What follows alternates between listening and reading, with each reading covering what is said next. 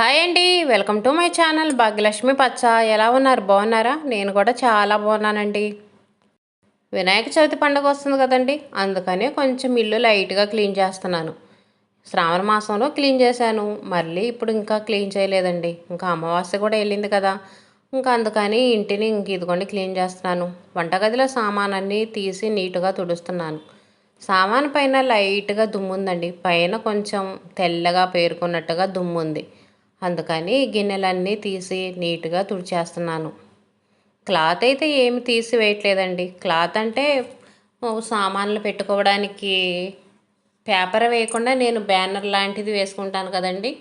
ఇంకా అదైతే ఎక్కువ డస్ట్ ఏమి ఉండదు కదా, దాన్ని కూడా నీట్గా తుడుస్తున్నాను. సామాన్ తీసి తుడిచిపెట్టి కిందగా ఇంకా వేసుకునే బ్యానర్ను కూడా నీట్గా తుడిచేస్తున్నాను. ఇవన్నీ నీట్గా తుడిచేసి ఇంకా సామాన్లు వేటి స్థానంలో వాటిని ఎక్కడొక్కడ సర్దేస్తున్నాను. ఒక్కోసారి అయితే సామాన్ మీద ఉన్న దుమ్ము వాటికే తుడిచేస్తాను. మామూలుగా ఇంక ఇవన్నీ తీయకుండా సామాన్ మీద తెల్లగా దుమ్ము కనిపించదు కదండి, ఇంకా దాన్ని క్లాత్తో తుడుస్తూ ఉంటాను.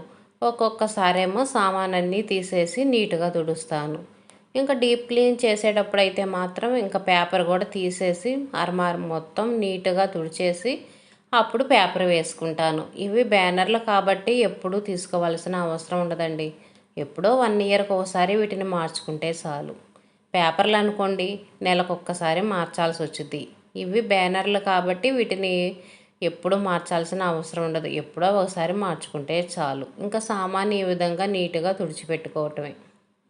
ఈ సామాన్లు వంటగదిలో నేను ఎక్కువ వాడుకుంటానే కదండి. మినప్పప్పు, కందిపప్పు అని, ఇడ్లీ రవ్వ అని అవి పోసి పెట్టుకుంటాను ఈ టిఫిన్లో, ఈ బాక్సుల్లో. ఇంకా అవి అయిపోయినప్పుడు కడిగేసి మళ్ళీ ఇంకా ఈ మనం తెచ్చుకుంటాం కదా రవ్వలు అనేవి, మినపప్పు అనేవి, అవి మళ్ళీ పోసుకుంటూ ఉంటాను. అందుకని ఇంకా పండగలకి ప్రత్యేకంగా అయితే కడగనండి. ఎప్పుడప్పుడు కడిగేస్తూ ఉంటాం కాబట్టి ఇంకా పండగలకి ఫంక్షన్లకన్నీ ప్రత్యేకంగా కడగాల్సిన అవసరం ఉండదు. ఈ పని ఉదయాన్నే స్టార్ట్ చేశానండి. ఇవాళ వంట పని అంతగా లేదు. ఇంకా మా అబ్బాయి స్కూల్కి వెళ్ళాలి కాబట్టి వాడికి ఒక పొయ్యి మీద రైస్ పెట్టేశాను. టిఫిన్ కూడా అన్నం మిగిలింది కొంచెం, దాన్ని పులిహోరలాగా చేద్దాంలే అనుకుంటున్నా. ఇంట్లో నిమ్మకాయలు ఉన్నాయి, కొంచెం చింతపండు పులుసు ఉందండి. ఇంకా టిఫిన్ అయితే అన్నమే కదా, త్వరగానే అయిపోయిద్ది.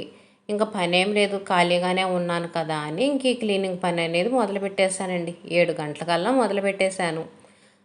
పిల్లలకి సెలవులు ఇస్తారు కదా, హాస్టల్కి వెళ్ళి మా అమ్మాయిని తీసుకురావాలి. ఇంకా అమ్మాయిని తీసుకొని వచ్చేటప్పుడు ఇంకా వాళ్ళు కూడా అక్కడే అన్నం తినేసి వస్తారులే. ఇంకా ఇంట్లో కూడా వంట అనేది ఎక్కువ చేయాల్సిన అవసరం లేదు. ఇంకా మా అబ్బాయికి ఒక్కడికే కాబట్టి వాడికి ఒక ఎగ్ ఫ్రై చేసి పంపిద్దాంలే అనుకుంటున్నా. అందుకనే వంట పని అనేది చాలా తక్కువగా ఉందని క్లీనింగ్ పని అనేది ఉదయాన్నే పెట్టుకున్నాను. అందులో రోజు వర్షాలు పడుతున్నాయి కదండి, వర్షాలు పడతా క్లీనింగ్ పని అనేది ఎక్కువగా చేయట్లేదు.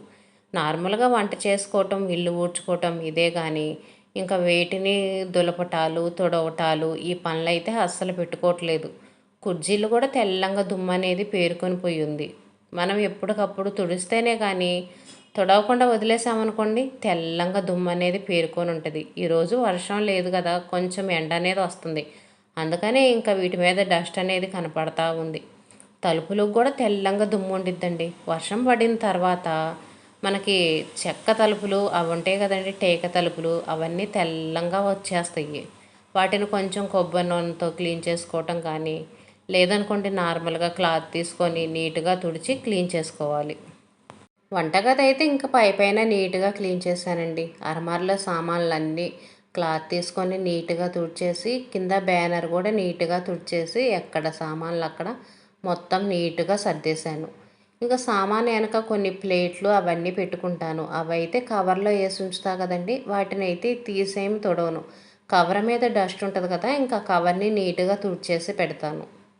కబోర్డ్స్ లేనప్పుడు ఇంకా సామాన్లన్నీ ఈ విధంగా జాగ్రత్తగా పెట్టుకోవాల్సి వచ్చిందండి. అన్నీ బయటే ఉంచామనుకోండి డస్ట్ ఎక్కువ పడిద్ది. డస్ట్ అనుకోండి మనం క్లాత్ తీసుకొని తుడుచుకోవచ్చు. అదే దోమలు కలిగించేసినాయి అనుకోండి కడగంది పోదు. అందుకనే కొన్ని సామాన్లు నేను కవర్లో వేసి పెట్టుకుంటాను. వంటగది దులపటం అయిపోయింది. ఇంక ఇదిగోండి ఈ గదిలోకి వచ్చాను. బెడ్షీట్ మారుస్తున్నాను. కిటికీలు కూడా పైపైన దులిపేశానండి. కటన్స్ ఇంకా శ్రావణ మాసంలో ఉతికేసాను కదా, ఇంక ఈసారి అయితే ఉతకట్లేదు. ఇంకా కటానికి దుమ్ము కానీ దోమలు కానీ ఏమన్నా ఉంటాయని మొత్తం నీట్గా ఇదిలిచ్చేసాను. ఇంకా మంచం కూడా తుడుస్తున్నానండి. వర్షం పోయిన తర్వాత ఈ టేకు మంచాలు అనేవి తెల్లగా వచ్చేస్తాయి. ఈ మా మంచాలు కానీ తలుపులు కానీ తెల్లగా అయితే ఏం రాలేదండి, బాగానే ఉన్నాయి. ఒక్కోసారి అయితే మాత్రం మొత్తం బూజు పట్టినట్టుగా వచ్చేస్తాయి. ఈసారి మాత్రం అలా రాలేదు, అన్నీ బాగానే ఉన్నాయి. ఇంకా క్లాత్ తీసుకొని డస్ట్ అనేది దుమ్ము మాత్రం నీట్గా తుడుస్తున్నాను. ఈ చెక్కకి డిజైన్స్ ఉన్నాయి కదండి, ఆ డిజైన్స్లో సన్న దుమ్ము అనేది ఉండిద్దండి. ఎంత తుడిచినా కూడా ఆ దుమ్ము అనేది పోదు. బ్రష్ తీసుకొని దులిపినా కూడా పోదండి. ఒక్కోసారి బ్రష్ తీసుకొని నీట్గా తుడుస్తూ ఉంటా, అయినా సరే పోనే పోదు. అంతా సన్నగా డిజైన్లో ఇరుక్కొని ఉండిద్ది. క్లాత్ తీసుకొని ఇంక ఇలా తుడుస్తూ ఉంటానండి, పై పైన పోయిద్దిలని. ఒక్కోసారి టూత్ బ్రష్ తీసుకొని క్లీన్ చేస్తాను. ఒక్కోసారి మనం పెయింట్ వేసే బ్రష్లు ఉంటాయి కదా, ఆ బ్రష్ తీసుకొని క్లీన్ చేస్తానండి.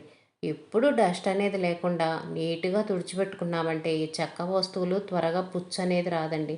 పుచ్చు అనేది, చెదులు అనేది రాకుండా చాలా రోజులు కొత్త వాటిలాగా ఉంటాయి. నేను ఈ మంచం తీసుకొని 10 ఇయర్స్ అవుతుందండి. 10 ఇయర్స్ అయినా చూడండి మంచం కొత్త దానిలాగా ఉంది కదా.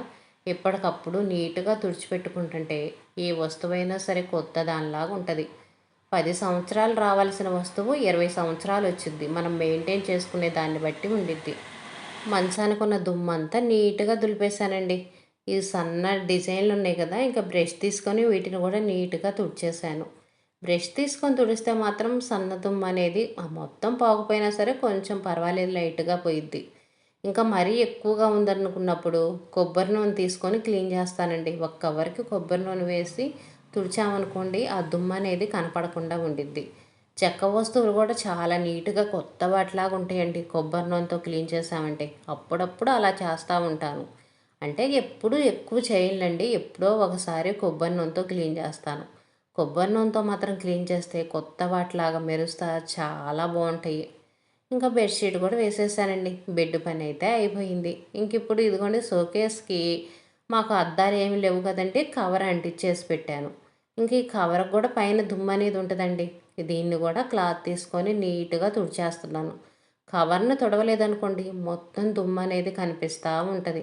ఇంకా అందుకని క్లాత్ తీసుకొని కవర్ కూడా మొత్తం నీట్గా తుడిచేసి, ఇంకా టీవీ మీద ఉన్న బొమ్మలు అవన్నీ మొత్తం తుడిచేసి టీవీని కూడా తుడుస్తున్నాను. టీవీ మొన్న ఈ మధ్య పాడైపోయిందండి. టీవీ రిపేర్కి 2-3 సార్లు తీసుకెళ్లారు. తీసుకెళ్ళినప్పుడు టీవీ కాడ కింద ఇంకా పేపరు అవన్నీ తీసేసి వేసి నీట్గా తుడిచాను. అందుకని ఇంకా టీవీ కాడ అయితే డస్ట్ మాత్రం ఎక్కువగా లేదు, తక్కువగానే ఉంది. ఈ ఫ్లవర్ వాజులు తీసుకొని కూడా చాలా సంవత్సరాలు అవుతుందండి. కొన్ని అయితే ఇరిగిపోయినాయి. ఫ్లవర్స్ కూడా అన్నీ ఇనుప కడ్డీల్లాగా ఉన్నాయి పూలు, అవి కూడా వంగిపోయినాయండి. ఇంక ఇవన్నీ ఒకసారి తీసేసి మళ్ళీ కొత్తవి తెచ్చుకోవాలి. ప్రస్తుతానికైతే వీటినే ఇంట్లో పెట్టేసి వాడుతున్నాను. ఇంకా షోకేస్కి అద్దాలు కూడా లేవు కదా, కొంచెం మంచి రేట్ ఎక్కువ తీసుకొచ్చామనుకోండి డస్ట్ అనేది ఎక్కువగా పడి పాడైపోతాయిలేని ఇంకా వీటినే వాడుతూ ఉన్నాను. తర్వాత అయినా సరే కొంచెం మంచి ఫ్లవర్ వాజులు తీసుకొచ్చి పెట్టుకోవాలి. టీవీ వాటికి క్లీన్ చేయటం అయిపోయిందండి. ఇంకా కిటికీలు కూడా క్లీన్ చేస్తున్నాను. కిటికీలకు కూడా డస్ట్ ఎక్కువగా ఉందండి. వర్షం పడుతుంది కదా, వారం 10 రోజుల నుంచి ఈ క్లీనింగ్ పనులు అనేది అసలు పెట్టుకోలేదు. ఇంక ఇప్పుడు చూడండి, ఈరోజు వర్షం లేకపోయేటప్పటికి కిటికీల మీద, చెక్కల మీద, అన్నిటి మీద బాగా దుమ్ము అనేది ఎక్కువగా కనిపిస్తూ ఉంది.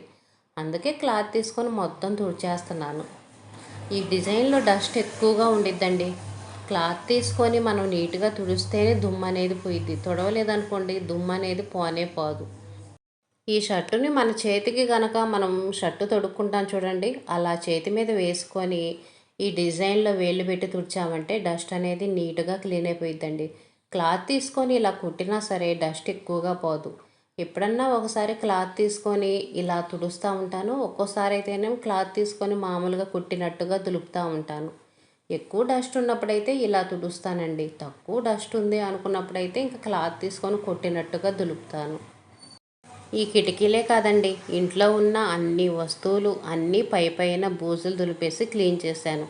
అరమార్లో ఉన్న బట్టలు ఏమన్నా వాసన వస్తుంటే అవన్నీ తీసేసాను, చినిగిపోయినాయి. అన్నీ ఇంట్లో వస్తువులన్నీ నీట్గా క్లీన్ చేసి అవసరం ఉన్నవి ఉంచేసి అవసరం లేని వాటికి తీసేసాను. తలుపులు అవన్నీ నీట్గా తుడిచానండి. తలుపులకు కూడా డిజైన్స్ ఉంటాయి కదా, ఆ డిజైన్లో కూడా సన్నగా దుమ్ము అనేది ఉంది. ఇంకా అది కూడా బ్రష్ తీసుకొని మొత్తం నీట్గా తుడిచేసాను. విడి రోజుల్లో ఎలా ఉన్నా సరే పండగ వస్తుందంటే చాలు మనం ఇంటిని నీట్గా ఉంచుకోవాలనుకుంటాము. ఇంటిని నీట్గా ఉంచుకుంటేనే మనకి పండగ అనేది ప్రశాంతంగా చేసుకున్నట్టు ఉండిద్ది. పండగ రోజు పని అనేది చాలా తక్కువగా అనిపించిద్దండి ఇల్లు నీట్గా ఉందంటే. ఓన్లీ వంట పని వాటికే చేసుకుంటాము. ఈ క్లీనింగ్ పనులు అవన్నీ పెట్టుకోం కదా. ఊడ్చుకోవటం తుడుచుకోవటం ఈ పని వాటికే ఉండిద్ది. పండగ రోజు వంట పనే ఎక్కువగా ఉంటుంది. అందులో వినాయక చవితి అంటే ప్రసాదాలు చేయటం చాలా పని ఎక్కువగా ఉండిద్ది. బూజుకర్ర తీసుకొని ముందు పైపైన బూజు అయితే దులిపేశానండి. పైపైన బూజు దులిపిన తర్వాత ఈ పనులు చేసుకున్నాను.